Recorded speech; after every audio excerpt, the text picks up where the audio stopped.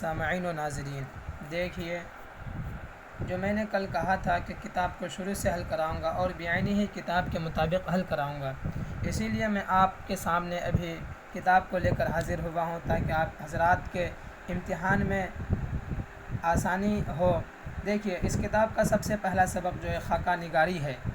خاکہ نگاری یہ دونوں الگ الگ لفظ ہیں۔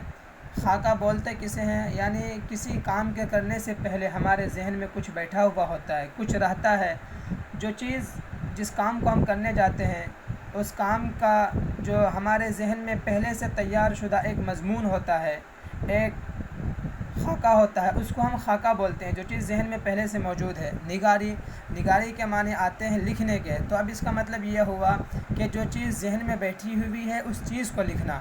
اب دیکھیے خاکہ نگاری کی تعریف کیا ہے۔ خود مصنف نے کتاب کے اندر لکھا ہے کہ دیکھیے یہاں پہ کسی شخص کی تحریری تصویر کشی ہی خاکہ نگاری ہے۔ اس کا مطلب یہ ہوا کہ کسی انسان کی آپ تصویر کشی الفاظوں میں کر رہے ہیں، یعنی تحریر میں کر رہے ہیں، لکھنے میں کر رہے ہیں، تو اس کو بولتے ہیں خاکہ نگاری۔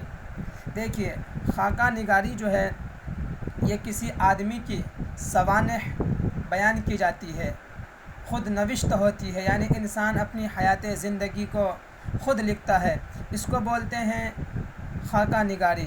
لیکن خاکہ نگار تو بہت ہوتے ہیں، لیکن بہترین خاکہ نگار وہی ہے جس میں سوانح آنکھوں دیکھے واقعات، شخصیت کے دلچسپ پہلو، صاحب خاکہ کی اصل قدر و قیمت کا تعین ہو سکے۔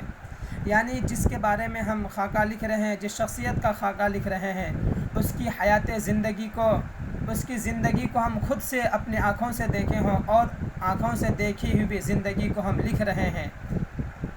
لیکن اگر خاکہ نگار ان تمام پہلوؤں کو جمع نہیں کر پاتا ہے تو پھر اس پر سوالیہ نشان لگ جاتا ہے۔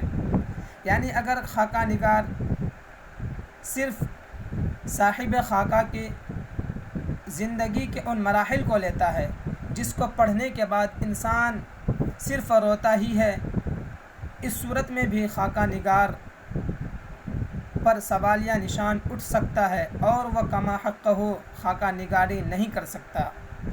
نمبر 2، اگر خاکہ نگار صرف صاحب خاکہ کی یعنی جس کی تصویر کشی کر رہا ہے اس آدمی کی اگر صرف زندگی کے اس حالات کو یا اس حصے کو لیتا ہے جس کے اندر صرف ہنسی اور مذاق ہی ہو جاتا ہو، اس کو پڑھنے کے بعد صرف آدمی ہنستا ہی رہتا ہو، تب بھی خاکہ نگار صاحب خاکہ کے زندگی کو لکھنے میں، اس کی تصویر کشی کرنے میں مکمل طور پر کامیاب نہیں رہا۔